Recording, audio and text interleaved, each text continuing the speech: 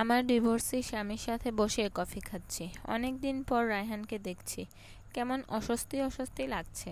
রায়হানের সুখী সুখী মুখ দেখে রীতিমতো হিংসা হচ্ছে। দীর্ঘ প্রণয়ের পর আমাদের বিবাহ হয়েছিল। শেষমেশ বিয়েটা টিকল না। বিয়ে এমন একটি সম্পর্ক যেটি একক প্রচেষ্টায় টিকিয়ে রাখা খুবই দুরূহ। আমি সেই দুরূহ কাজটি বিয়ের পর থেকে গুনে গুনে 2 বছর 8 মাস করে গেছি। এক সময় ক্লান্ত শ্রান্ত হয়ে হাল ছেড়ে দিলাম। তবে তাই হোক রায়হান, আমি কি করব লাবণী? তোমার কিচ্ছু করতে হবে না। তুমি শুধু সত্যিটা জানিয়ে দাও তোমার ফ্যামিলিতে। তোমার কাছে এটুকু আশা করা নিশ্চয়ই অন্যায় হবে না। রায়হান এ কথার কোনো উত্তর না দিয়ে হন হন করে অফিসে চলে গেল। আমি লম্বা একটা নিঃশ্বাস নিয়ে সোজা এসে বেডে শুয়ে পড়লাম। আজ কয় মাস ধরেই দেখছি ননদ মিলি আর শাশুড়ি মিলে সারাক্ষণ কি যেন গুজুর গুজুর ফুসুর ফুসুর করে। আমাকে দেখলেই চুপ। কি একটা অস্বস্তিকর অবস্থা। একদিন দুপুরে আমার রুমে শুয়ে আছি। চোখটা মাত্র লেগে এসেছে। শুনি শাশুড়ি কার সাথে যেন কথা বলছেন। গলা একটু চড়িয়েই বলছেন, আমার কপালে আর দাদি ডাক শোনার নাই। এতগুলো বছর হয়ে গেল রায়হানের বউ আমারে একটা নাতির মুখ দেখাইতে পারল না। বাজা মেয়ে লোক কোথাকার।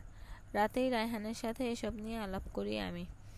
রায়হান, আমাকে একজন গাইনি ডাক্তারের কাছে নিয়ে যাবা? হঠাৎ গাইনি ডাক্তার? আমি ব্যাপারটা ডাক্তারের সাথেই আলাপ করতে চাই। Okay, no problem. Gynae doctor একগাদা test, TVS, ultrasono, hormone profile, routine blood test করান।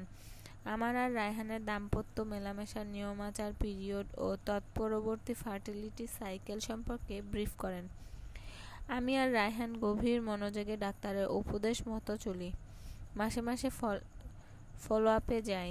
তখনও পর্যন্ত জানি না আমার আল্ট্রাসোনো টেস্টে পলিসিস্টিক ওভারিয়ান সিনড্রোম বা পিসিওএস ধরা পড়েছে।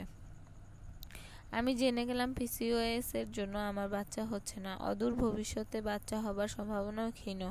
একরাশ হতাশা নিয়ে আমি ভেঙে পড়লাম।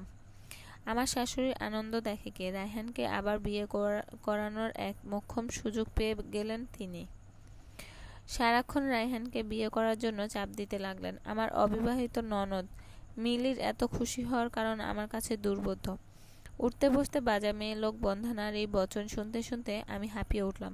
বাসায় কোনো মেহমান আসলে আমাকে শুনিয়ে শুনিয়ে বলা হয়, আপা শুনেছেন তো? ডাক্তার জবাব দিয়ে দিছে, রায়হানের বউয়ের আর কোনোদিন বাচ্চা হবে না। আপনার খোঁজে কোনো ভালো মেয়ে আছে আপা? আপা, মেয়ে তো আছে কতই। রায়হানের যে বউ বর্তমান, ওর কি হবে? কি আবার হবে? ঝাঁটায় বিদায় করে দিমু। বাজার ঘরের বাজার জানি কোথাকার।